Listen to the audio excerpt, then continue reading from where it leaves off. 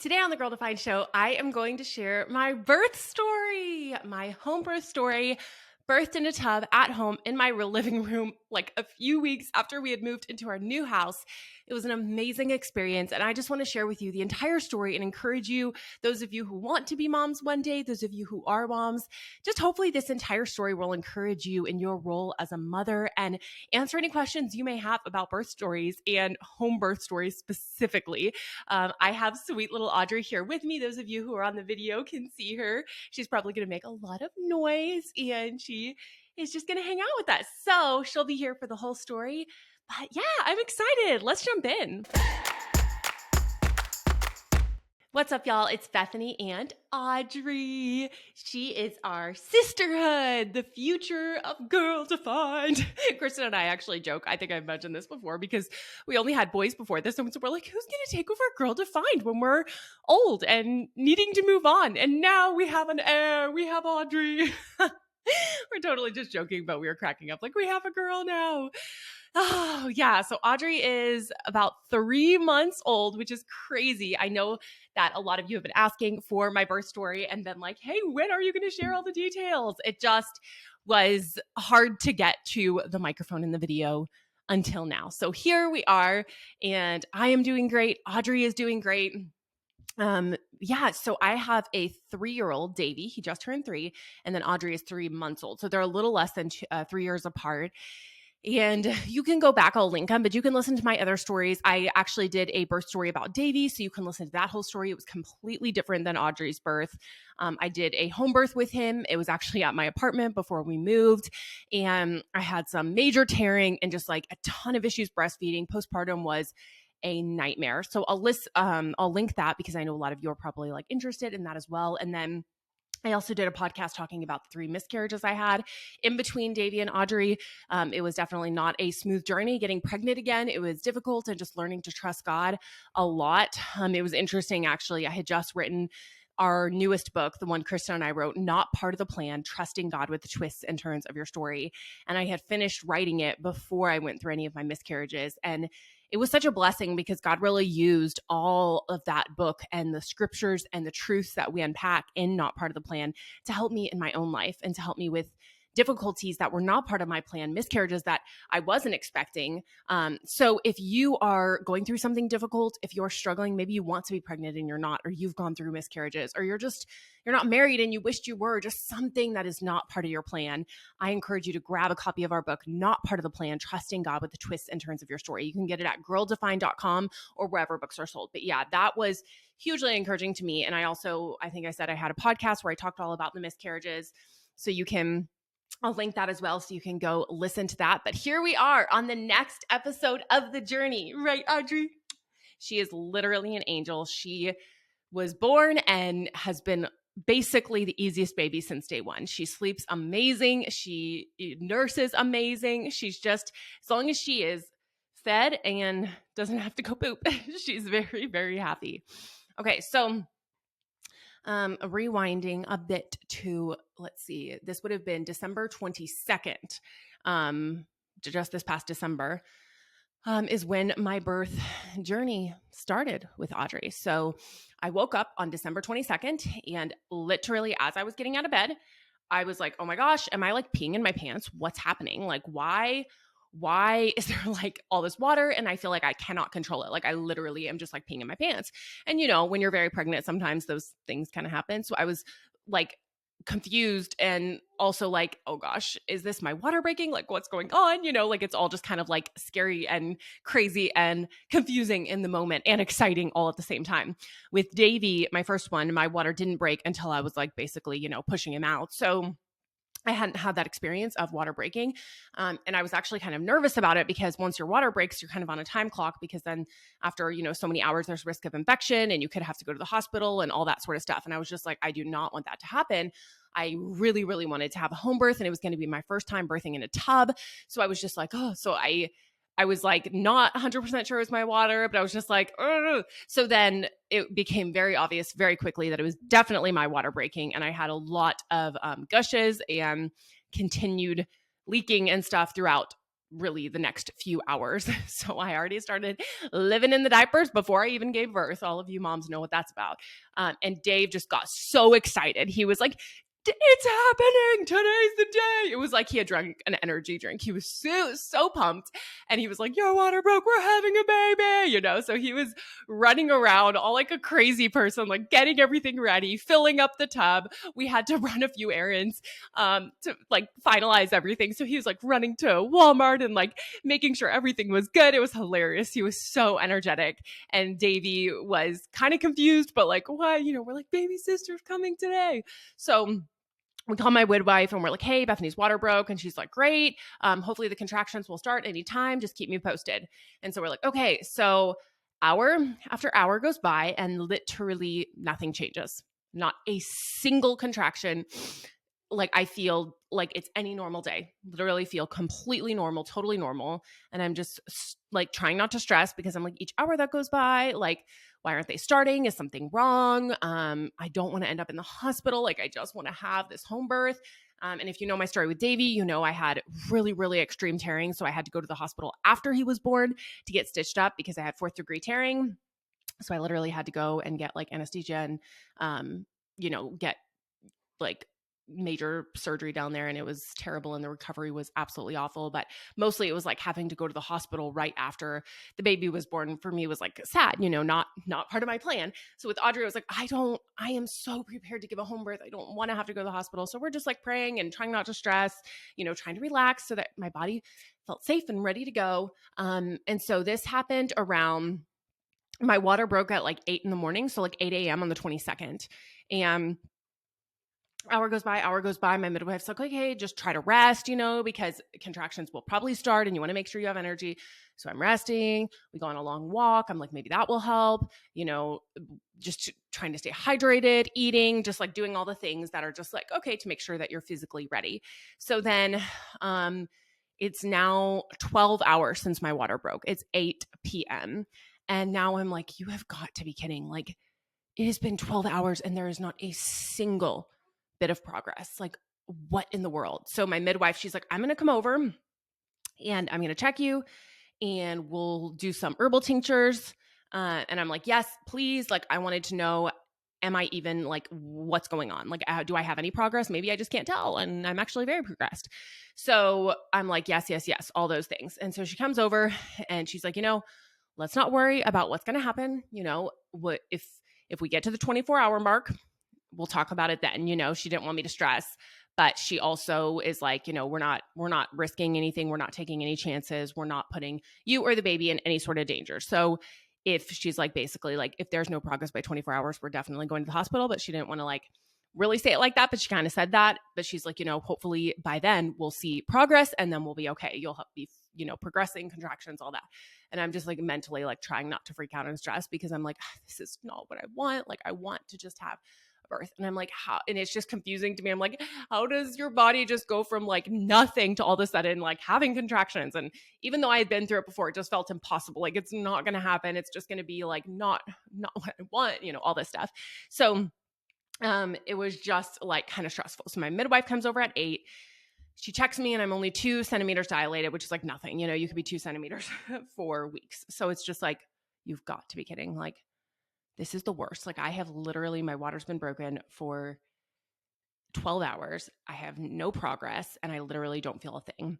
And so, she texts baby's doing great. Bless you. This is your story, Audrey. Yeah. Mommy's telling your birth story. Isn't that special? We're having girl time today. Mommy and Audrey are having girl time telling her birth story. And one day, Audrey, you can watch this and hear your whole story. And you'll be a little baby watching your birth story. What do you think? That's pretty cool, actually. So it's just my midwife and Dave and I here. And Davey, he was already in bed, so no problem.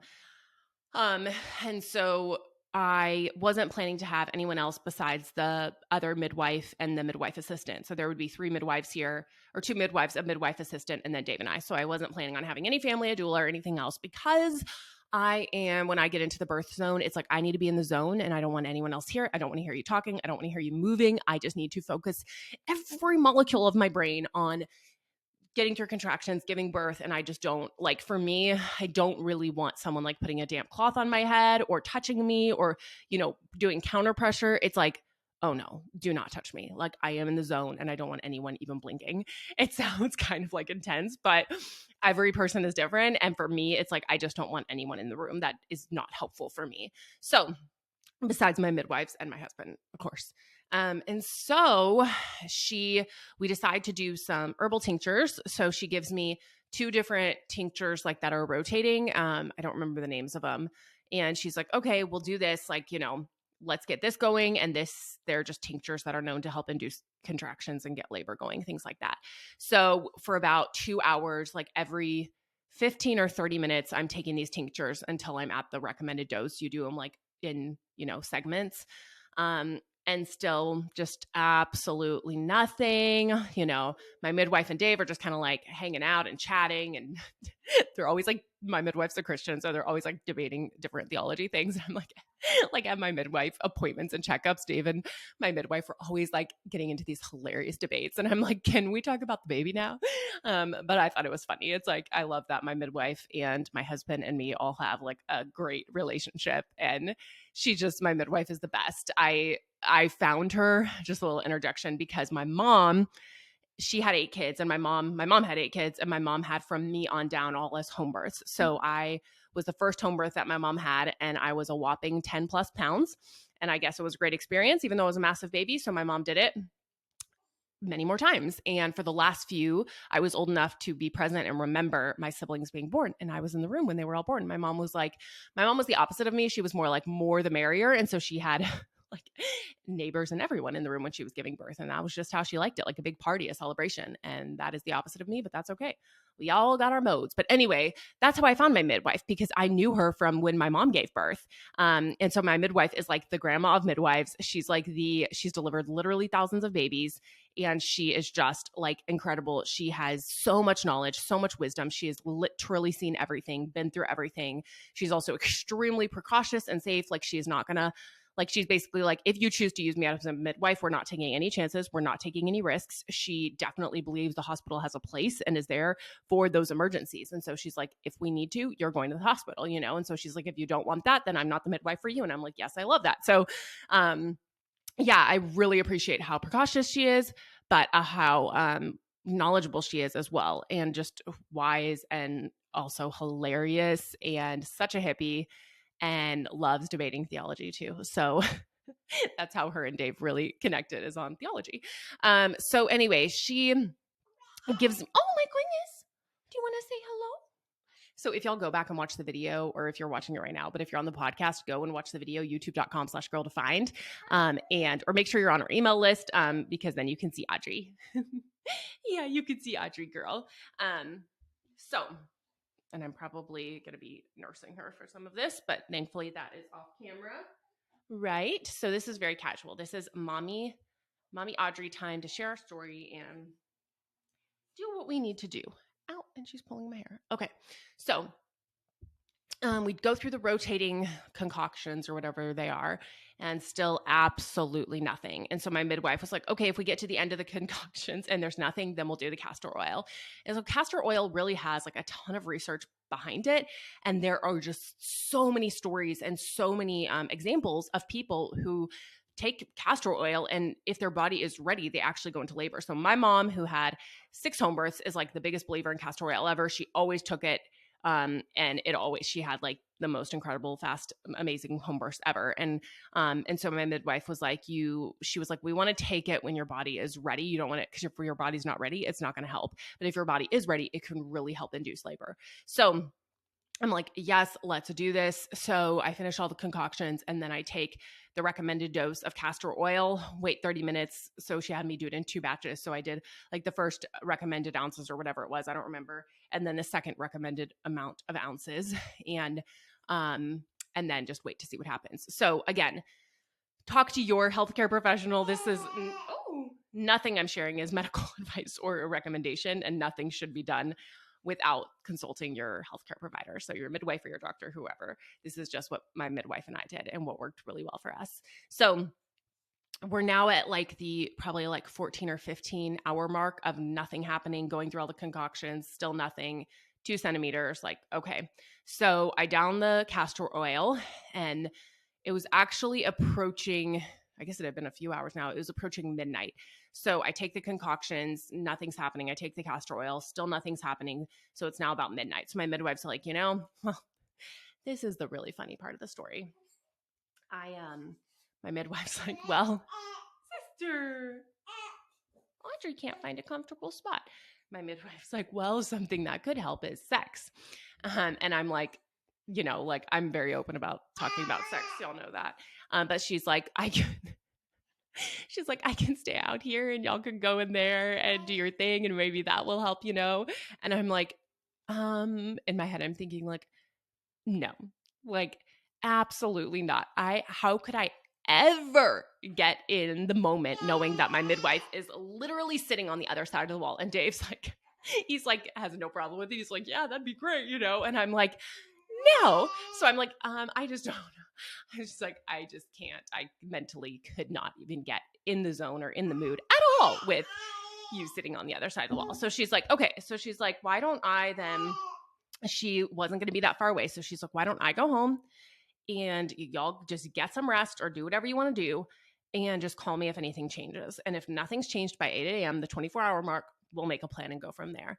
And so I'm like, this is just insane. Like I am now these started at 8 a.m. It's now 12 a.m. the next day. We're now on the 23rd and I have had 0 changes. And I'm like, I've done the concoctions, I've done the castor oil, like I've done, I don't know, she did some stretch things down there. I don't know what they were, but just trying to get things going and nothing. And so she leaves at 12 a.m. on the 23rd. So it's the next day. And I'm like, okay, so Dave and I are like, well, let's get to bed because either way, this baby's coming, whether we go to the hospital or not. So we just need to get some rest. And so we basically get in bed at about like 12:10, the midwife leaves, we get kind of like situated, get in bed. And then literally like 5 minutes later, maybe like 10 minutes later. Wait, what time? No, it started at like 12:30. So we got in bed and then within the next like 15, 20 minutes, so 12:30, I literally, it's gross. So plug your ears if you don't like gross. I literally feel like, oh my gosh, I'm going to throw up. But like at the same time as that, I got like my first super intense, like horribly painful contraction, not just like a little like I've been through labor before and this felt so intense. So I'm in bed and at the same time I get this like my very first, the most intense contraction and the urge to throw up at the same time. And so because I was having such an intense contraction, I couldn't get up or like basically move to get to the toilet or a bowl or sink or something to throw up in. So I literally, this is so gross, so don't listen if you don't like this, but I literally just like throw up all over the bed, all over Dave. It was so horrible, but I'm in so much pain and I'm like, oh. So I like, as soon as the contraction ends, I like run to the bathroom and castor oil does a number on you. Just so you know, it clears you out in all directions. And Dave's like, he said in his head, he was thinking like, oh my gosh, like, is this what's going to happen? Like, so he is rushing to like change the sheets, put fresh sheets on, wash those. And I'm like, I think it started. Like, I think this is it. So I like am just in the bathroom for a minute, like dealing with everything. And it's like immediately contractions just like start coming one on top of the other with literally like no break in between. And I'm like, oh my gosh, like this is so intense from like 0. It felt like it was like 0 to 100. So it's like 12. So that starts at 12:30. And then I am just like, there's no way I can get back in bed, like at all. So the tub, Dave starts filling up the tub with hot water because, you have it already, but you don't want to put the hot water in too soon. And so he starts filling it up with the hot water. I run upstairs and go to the shower and I'm just like leaning over, like it's so intense. I'm like, this is insane. Like if this is going to go on for hours and hours and hours and hours, like I feel like we're already like approaching, getting close to like actually pushing that this just started. So it was like, this is so much because I remember with Davey, it was 7 hours start to finish, but they definitely progressed. So it went from like 7 being definitely like at like the first hour, it went from being hard to like really, really hard very, very quickly to where I had to like couldn't breathe through them. But this one felt like I was already like how intense the contractions were at the end with Davy is how they felt at the beginning with Audrey. They were just so insanely intense. And so I'm up there, and I know a lot of you love to know like coping mechanisms and what I was doing. So I went in the shower, and because of the way that Audrey was positioned, she was actually sunny side up, which means she is in the opposite position of the ideal position for babies. And so she's in a position that basically causes back labor. Yeah, back labor. So Davy was in just like the regular birthing position, and I didn't have back labor with him. Audrey was sunny side up, which means that I had back labor. And so that was an entire added on every contraction so intense because I was having normal labor, normal contractions plus back labor. It was horrible. It was just like a huge ball of like explosion on my body all at once. And so I am just in the shower, and I'm mostly turned around, like having the water on my back because I'm just like, oh, this is so much. And so Dave comes up. He's like, how's it going? And he's like helping me breathing, all of that. And I'm just like, this is so intense. And so we decide to call my midwife around 2 a.m. So it starts at 12:30. It's been an hour and a half. And so we call her about 2, and she's like, wow, things sound like they're really intense. I'm coming over right now. And so she comes over, and she is like, yeah, this is definitely up and going. So she's starting to time contractions, listen to baby, just like doing all the things. And so she's like, I'm going to call the other midwife and the assistant and have them come over because it seems like things are really picking up. And so she gets there at maybe like 2:30. So it's crazy. She's there at 2:30, and I am literally already downstairs, like getting ready to get in the tub because I'm like, this is so intense. But the disappointing part is that she checked me and I was only 5 centimeters. And so I was like, what? Like, I feel like I am fully maxed out, ready to go. And I'm only at 5. Like, what is going on? Because it felt like I was like literally about to like give birth. And so for coping mechanisms, I literally was using every single molecule in my brain to focus on breathing, mainly like focus on breathing, like, and throughout all the contractions, it's like, because the way that God designed us, he designed our bodies, if there aren't complications, obviously, to just do what it needs to do. Sadly, in so many ways, I feel like the medical community has told women that they are incapable of giving birth, that they don't know how to give birth, that birth is kind of like having a broken arm, like it's something to be fixed, when in reality, God designed women to give birth. And I think, most women, without like barring the complications, like I'm saying, like actual situations where there's a genuine need for a C-section. Again, I think there are so many C-sections done that are not needing to be done. There's a great documentary or video film, whatever, called The Business of Being Born. I highly recommend watching that if you're curious at all about birth and labor. So The Business of Being Born is great. Also, there is a course called the Pain-Free Birth Course, and it's great if you're wanting to learn about like coping mechanisms, how to labor, how to do it all naturally. There's another account. It's like a hypnobirthing Christian account, though. That's really great. I'll link some of these resources below. And then there's a great book, Ina May's Guide to Childbirth, something like that. So those are the top recommended resources that I would recommend if you're really wanting to understand the beauty and the just grow in your ability to give birth and to do it naturally and to prepare for that or whatever. So, oh, there goes my microphone. Those are the resources I would definitely recommend. But for me, I knew my body was capable because I'd been through it before with Davy. So I was like, I know my body can do this.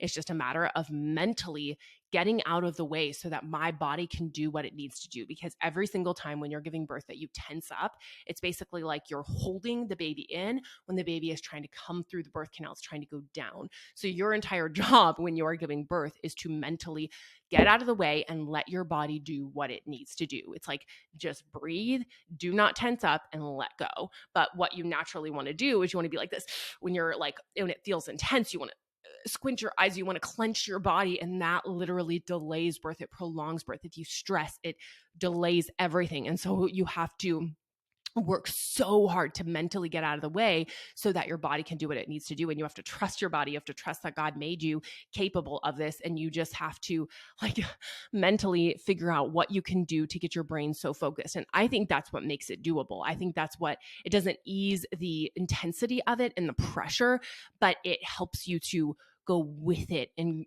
work with it rather than against it. So I remember even at one point my forehead was just a little intense and my midwife's like, okay, relax the tension, relax the tension. And so I would just, and I did that through every single contraction because you just have to. And so I just knew like the more I work with my body, the faster this is going to go. And the sooner I'm going to meet my baby, which is like so exciting. So like I said, my midwife gets there about 2:30 because we called her at 2. She texts me, I'm only a 5, but I'm like, I am about to have this baby. Like, this is so intense. So she calls the other midwives. I am already in the tub by the time they get there. So they get there at like 3:15. So remember, all of this started at about 12:30. So water broke 8 a.m. the day before. It's been so many hours. First super big contraction is at 12:30 a.m. on the 23rd. So Christmas Eve or Christmas Autumn, whatever you like to call it. And now it is 2:30. So it's been contractions for 2 hours. Sorry, Audrey keeps sitting in the microphone, but she's so sweet. She fell asleep. So it's now 2:30 a.m. and I am in the tub, just like laboring.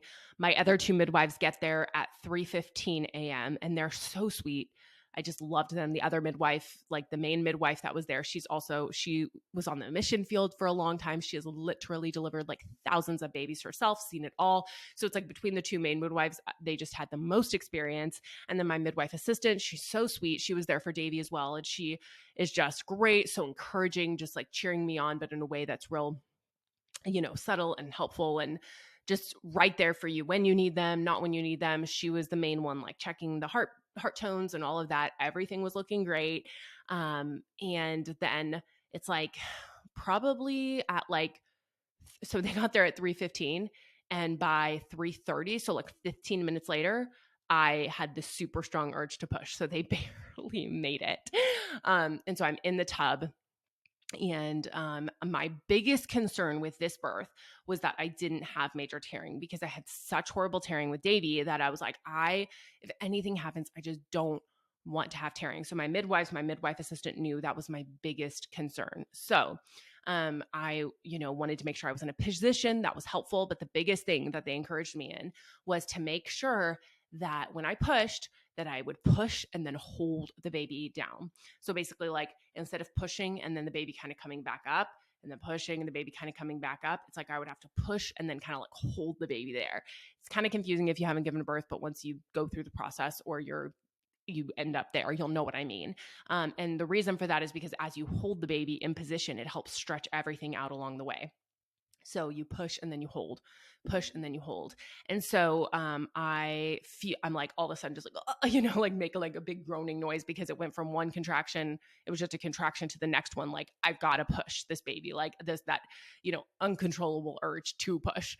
And so my midwives, the 3 of them are like, okay, you have your main midwife. She's like hands-on. I had another midwife. She's charting everything. So she's literally charting every single thing that happens, every contraction, she's basically documenting the entire thing. And then as baby comes out, they're like everything, it's like they just make sure everything's okay, everything's marked down. So the assistant was like hands-on with the other midwife and Dave's obviously right there too. So I'm in the tub, everyone's leaning over the tub like, okay. And so I'm like pushing and then holding it. And they're in between contractions, though, I felt like the time I had between the pushing was actually a little bit longer than the time I had in between contractions before this, which was nice because like I would push and hold. And then I was able to like get some support and encouragement from my husband and the midwives. And so I was like talking to them like, okay, is this a good position? Like, is everything looking good? And they're like, yes, you're doing great. Like, remember, hold it each time. Like, yes, it's pain, it's hard, it's intense, they're stretching, but this is what's going to help you to not have tearing. So they were reminding me of my goal, and it was so encouraging and so helpful and just like, this is what I need. So midwives, all the rest of the midwives get there at like 3:15. I'm pushing by 3:30, and I was in such a position where I could kind of like see what was happening, and I could see Audrey as she was coming out.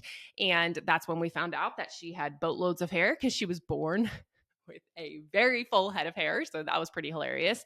So I pushed and I'm holding that ring of fire, that big stretch. But I am like, this is it. Like when you start pushing, that means your baby is going to be there any minute. And that is just the most exciting thing in the world.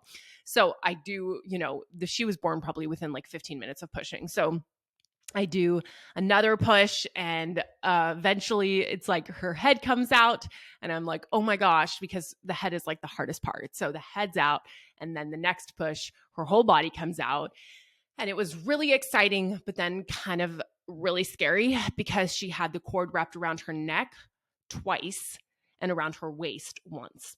And so, I don't know how long the process was of them getting the cord untangled, because it's like my mind, I just started like freaking out, and it's like the whole world just like stopped, and I'm just like, get the cord, I'm just like freaking out because I'm like, that, it's just so scary as a mom to see your baby with the cord really tightly wound around the neck and the waist. It was just like, so that happened, and they were on it, very quickly, got the cord undone, got the cord around the waist undone. Audrey was doing great. She didn't do like a big cry, but she was breathing. So my midwife just did she put her with me first, and then she took her pretty quickly though to do some like, I don't know, whatever they do to get them like breathing more fully, get their lungs cleared out, things like that. So she did that and then gave her back to me.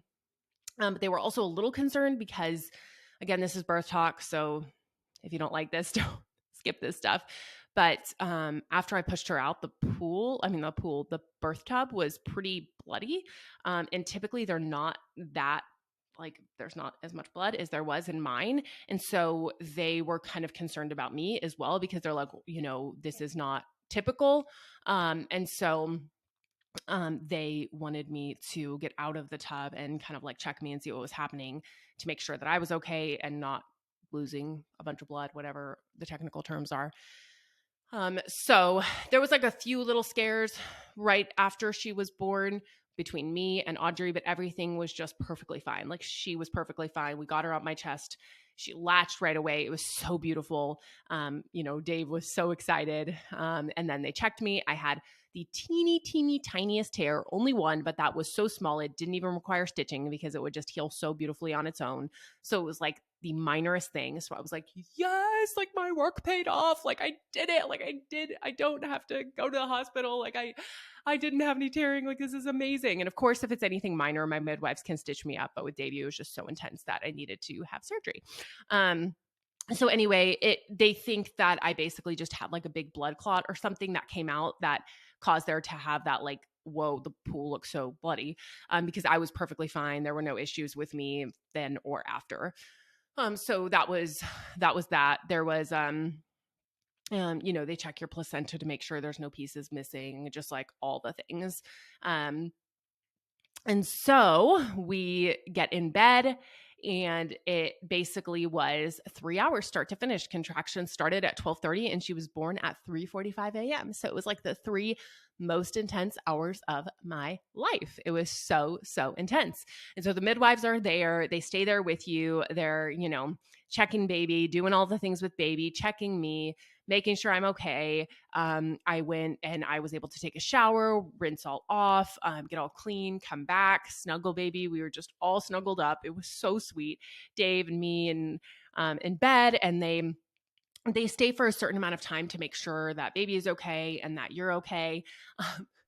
One funny thing is that I was not able to pee after they were like the time that you need to be able to pee. Like they can't leave until you pee, because your bladder, because sometimes what can happen is like your body like just like forgets how to go after giving birth, and like I don't know, everything was just like all moved around in there, and so that can cause problems obviously. So they were like, you have to be able to pee, or we have to basically stick a catheter up there and like empty your bladder. Like you have to be able to empty your bladder, or else we can't like leave go back to our homes until. And so that was the one thing that I was like, I kept trying. Like I would go in there and sit, and they were like, having me guzzle water, electrolytes, orange juice, like trying to get my body to go. And I just could not. And so they were like, sometimes having people there in the pressure can cause that can be like too much pressure and your body's just like, I don't feel safe. I don't want to go, whatever. So they were like, we're going to go to breakfast and we're going to stay on the clock though. Like we're not going home. We're just going to go just down the street to give you space so that you can mentally get in a place where you feel like you can go to the bathroom. And if it hasn't happened though, within an hour, we're going to have to like do a catheter. And I'm like, oh, that sounds awful. So they leave to give me some space to mentally get in the zone so I could pee. And then it was crazy. Like as soon as they left, I was able to go to the bathroom. It's just crazy how our bodies work and how they don't do certain things when they don't feel safe or they don't feel comfortable or they feel stressed. And so I called them or they called me and I was like, yay. And they were like, woohoo. So then they were officially able to sign off the clock from me and leave. But they actually come back 24 hours later to check on baby and check on me. So they were going to be back very quickly anyways. So the first night was beautiful, I guess. And then into the morning, Davey woke up and immediately he got to meet baby sister and he is obsessed with her. We call her baby sister all the time. It's like baby sister. So he got to meet Audrey and he was so excited and just, he was just in love with her from day one. So this is where the story gets a little bit crazy. The midwives came back and when they were checking Audrey, they were like, okay, this was not here before. And they're like, what is going on? And so if you're looking at her right leg, basically her entire foot and leg up into like her little booty and then up her back a little was like all like red and splotchy, like almost looked like it wasn't getting blood flow. And so they're like examining it and checking all the notes because they check her completely at birth and they do a thorough examination, write everything down to see, what the deal is, what's going on. And they hadn't marked anything down. And so sorry, my dad's, he's texting me like, what's going on?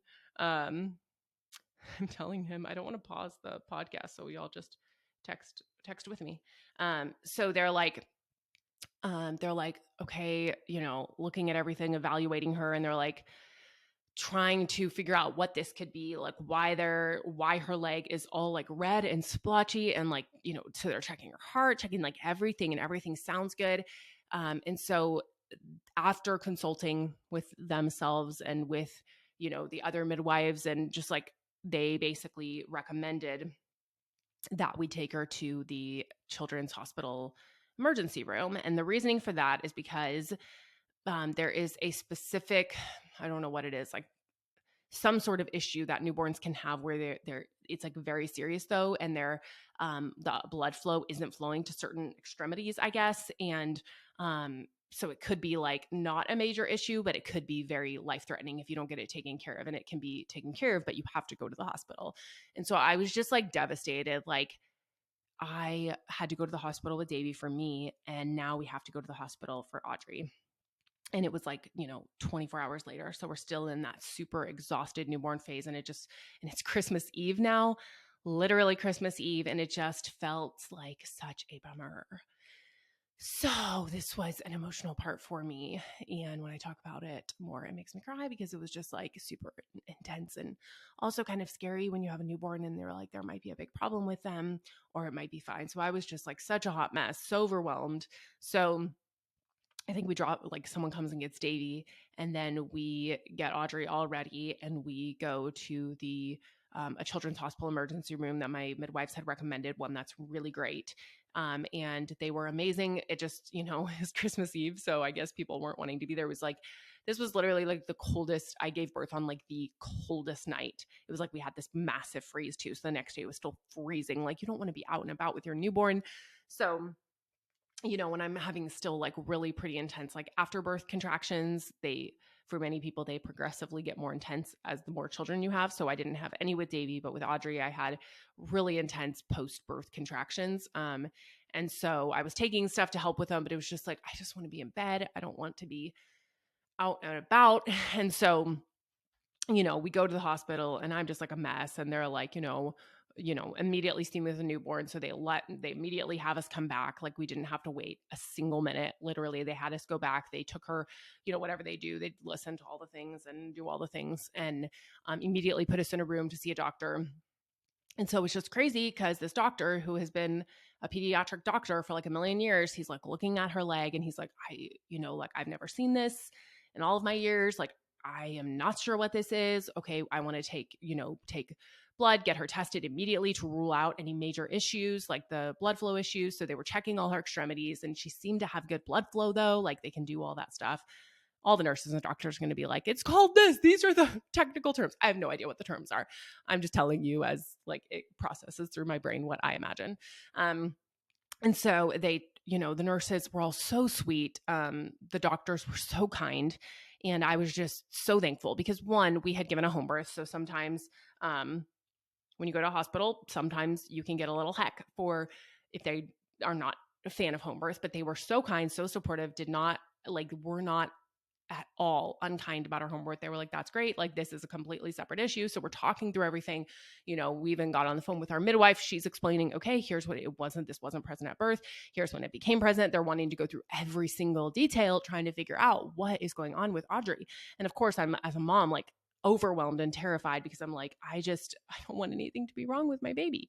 So we're just sitting there. We brought some snacks and like some kombucha and I don't know, like just threw whatever we had, some beef sticks in my purse because we weren't sure how long we were going to be gone.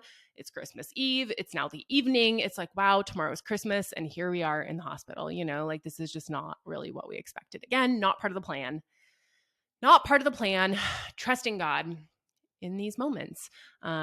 You can get Not Part of the Plan at girldefined.com. That's our book all about trusting God with the twists and turns of your story. And it's knowing truth and having truth in your mind and your heart that is so helpful when you face these moments. So we were overwhelmed, but trusting God and knew that He cared about us, loved us, and that He was guiding us. And we had an incredible doctor. So the doctor was amazing because he immediately started like connecting with other doctors who specialized in these things, other pediatricians. So we got on the phone or whatever, like other doctors in their, hospital group. So he's talking to them, consulting with them. He brought in some other people into the room. They're looking at her. And so they do the blood test, run the test. So we had not given her a vitamin K shot, and this will be controversial to some people. But there's a lot of arguments for or against it, but we decided to go ahead and give it to her at the hospital, just to rule out any potential problems with that. And our midwife was actually recommending that. With Davey, he never needed it. It wasn't an issue. But with Audrey, I can't think of all the reasons why, but it could help with one of the issues that she might have had if it were that. So we were like, let's do it, just to rule out that issue. They were super nice about it. They weren't pressuring us. They were like, this is 100% your choice. You don't have to, but we recommend it. Our midwife was like, I recommend it. And so we were like, okay, we'll do it. And I so appreciated that at the hospital too, how they were very supportive of the parents' decision. They were never like forcing us to do anything. They were only making recommendations and letting us as parents choose. But obviously we wanted to get to the root of what was going on. So we were very open and willing to try things to figure it out. So it's hard watching your new little born get their blood drawn. I mean, that is just like the last thing you want to do. And they're tiny little veins, but they brought in two nurses that were helping with that. And they were both so sweet and so kind. And definitely flirting with one another. It was a male nurse and a female nurse. And Dave and I were like, they were so flirting like the entire time. And I don't know if they knew it was so obvious, but it was so obvious. Anyway, that was pretty hilarious, but they were really kind. They were letting me nurse her as much as possible when they were doing like the different things to her. And Audrey actually did great. She literally like didn't cry through anything. She was super happy, just like nursing. And I was making sure I was like right there with her, cuddling her and all of that. And so basically what happened at the end of the day is they basically came in and took some video and pictures of her leg to send it to the NICU team because they were like, we can't get to the root of this and we don't want to send you home and something bad to happen. And so we want to keep you in the NICU and figure out what the heck is going on. And we were like, that is such a bummer because it's like Christmas, but we absolutely agree, and everyone feels bad. They're like, this is such a bummer. This is no fun. We're so sorry you're here, but we want to help you. And we're like, yes, agreed. So amazingly enough, though, one of the other doctors, someone comes in, gets the picture, sends it off to the NICU, and then literally the sweetest ever 3 doctors, nurses, I don't know who they are, literally come all the way over from the NICU. It's like way on the other side of the hospital. They come all the way over to our emergency room and they were like, it's Christmas Eve. If you don't have to come to the NICU, we don't want you to have to stay there. So we're coming to these parents who are having like serious issues with their babies, and we're trying to prevent you from coming to the NICU if all possible so that you can go home and be with your baby. And it was like, that is so sweet. And it was just like, when you end up in these situations and you're like, this is so difficult and this is so hard, but you feel like God just directed you to the exact right place at the exact right time to see the exact right like medical team and professionals that you need. And it was just perfect. Like Dave and I were just so grateful. They were all so professional, but so kind-hearted and so like sweet and so supportive and so just amazing. So the 3 doctors or whatever they were from the NICU come in. They're like these 3 ladies. They're so kind, so sweet, and just like, it's going to be okay. And I'm like, constantly crying because I'm just so worried about Audrey. And they're like, she's going to be okay. So they immediately like, start looking at her leg, looking at her back. And they were immediately like, they just knew, like even the multiple doctors who had seen her, our midwife, the nurses, nobody could figure out what was going on because it just looked so strange and it was so extreme.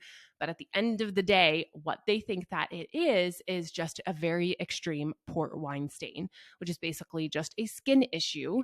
When it comes to the leg, it doesn't impact her blood flow or anything else. It is just a like surface problem. It's basically like a really ginormous birthmark, and it can be problematic if it's on your face or different parts of you, like areas that could impact you. But because of her, it was just on her leg. There weren't any concerns. And so they were like, all 3 of those NICU doctors 100% agreed. They were like, this is exactly what we think it is. And this is not life-threatening. This is not an issue. It's just, they were like, we've never seen this and it's such an extreme case. So that's why it looks so scary and looks like has blood flow restriction, but it's just a port wine stain. And you can go see a pediatric dermatologist after, like get past New Year's, like just enjoy time with your family and then schedule an appointment. But she's okay. There's nothing else wrong. She's fine. We recommend not coming to the NICU and just going home because she's going to be okay. We've ruled out all other issues. She's okay. And I was just like, oh, like the biggest breath of fresh air, just so much relief. And, it was just amazing. And it might sound at the end of the day like, wait, why couldn't you tell it was a port wine stain? But if you saw it, even today, people still will ask about it because it can just look kind of extreme at times. And they're like, is her leg okay? Like, is her circulation cut off? Because it kind of looks like she has the circulation to her leg cut off, and it's getting kind of like red and blue, but it's not. It's just like a really big birthmark. And so I was so grateful that nothing was wrong with her. And so Dave and I left very late that night, headed home, and it was basically Christmas when we got home because it was so late and we were just exhausted and hungry. And so Davey, I think he stayed, I don't know, with my sister and my mom, someone. He was just, poor guy, he had to just kind of be carted all over, but it's just like we couldn't do anything about it. So I definitely went through a few, just like a few feelings of just feeling overwhelmed. I think still it makes me like, it's hard as a parent. You want your kids to just like have everything so perfect and beautiful, and she is beautiful and perfect, but it's like we live in such a cruel world where people are already like so mean about things. It's like, I could care less, but people make fun of stuff about me online all the time. If you have an online presence, they do. Like, people are constantly talking about her lips are too small, her face is weird, whatever. It's like, I don't care. But when you have kids, you want to protect them from mean people all the time. And it's like, it is a very extreme port wine stain. And there's, when it's on your leg there, we saw a dermatologist pediatric, and he's like, yeah, when it's in this sort of situation, there's probably even laser treatments he explained it all, but basically they wouldn't be very effective. He's seen them return when it's in this part of the body. And so he's like, we'll wait about 6 months and reevaluate and see, but most likely it's just going to be how God made her. He didn't say that, but basically it's how she is, and it'll just be a unique part about her. And so I think it's so sweet. She definitely has a beautiful marking, and God made her this way, and it's just so precious. But I think the part that's hard is knowing that some people will like probably make fun of her for it one day, or just that, like, you don't want your kids to have to deal with anything difficult, which sounds so dumb. But And that part is overwhelming to me. Just like, how can I love her and raise her to be um, a woman that knows where her identity is found and that knows that she is so perfectly made by God and that He designed her to be this way so beautifully.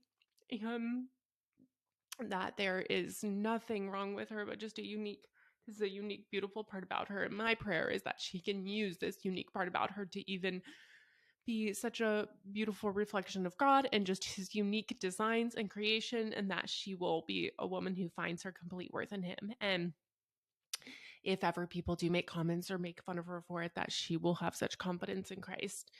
And so that is my goal, that I'm going to raise her that way, to just know that she truly is a girl defined by God and that He loves her so much and that, He made her perfectly this way. So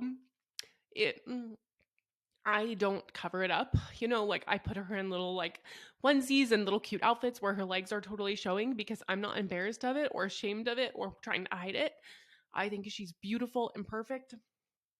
And, people do ask questions about it, and that's fine. I just tell them that this is a super special way God made her and that she has a port wine stain all over her leg and up into her back, and that it's her just super special, unique part about her. So I wasn't expecting to cry through all that, but it was just it's more reflecting on all of the emotions I had.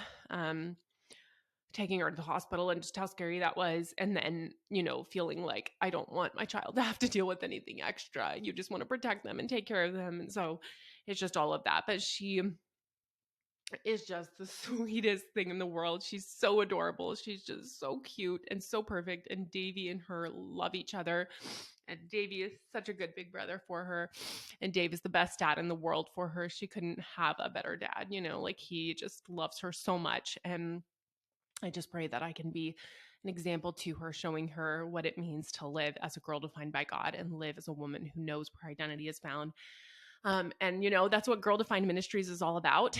And that's my prayer, that I can raise her to understand all of these truths and that she will be a confident woman because of her foundation in Christ. So that brings me so much joy, knowing that not only will she be able to know who her designer is, who made her, where her worth is found, but that this is special about her and unique, and that if we were all the same, how boring would that be? Like, it's the diversity, the unique things about us that just make us so special, and give us opportunities to glorify God even more. So anyway, all that to say, I am doing great. Postpartum has been way easier physically. I just felt like I've recovered so much quicker. I just feel like I've known how to nutritionally take care of myself so much more, just really nourishing my body. I've been able to get pretty good sleep because Audrey is a pretty good sleeper. We're co-sleeping with her right now, and it's going great. She just sleeps so well at night. And she's just great. And I'm definitely not done. Like, I definitely hope to have more in the future because it's just the best in the entire world. I just love it so much. Yeah, but if you are dealing with anything where you're like, yeah, you have a unique aspect about you, something unique about the way you look.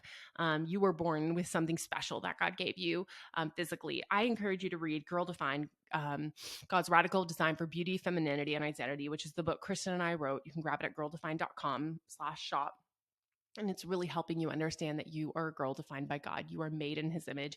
The one who designed you gets to define you. And He says that you are worthy and beautiful and valuable, not because of who you are, but because who Jesus is, and because we are His. We are His, adopted into His family as children of God, and when we trust in Him. And so just remember that. And if you need encouragement in that area, definitely grab a copy of Girl Defined.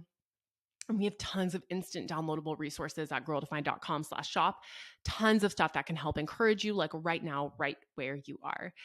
Audrey is definitely sleeping, and this podcast was way longer than I was expecting, and I was not expecting to get all emotional and tearful. But, it's such personal stuff. Birth and your children are just so personal. So we're going to wrap it up there. You can definitely head on over to Instagram if you're not there already. Instagram.com/girldefined. Leave comments. I'd love to chat with you. And please, if you enjoy this, leave us a 5-star review. You have no idea how helpful that is. Leave us a comment. Just leaving a word of encouragement. We read all those. We check the reviews. They're just such an encouragement. And yeah, that is it. I will see y'all again, or you'll hear from me next week.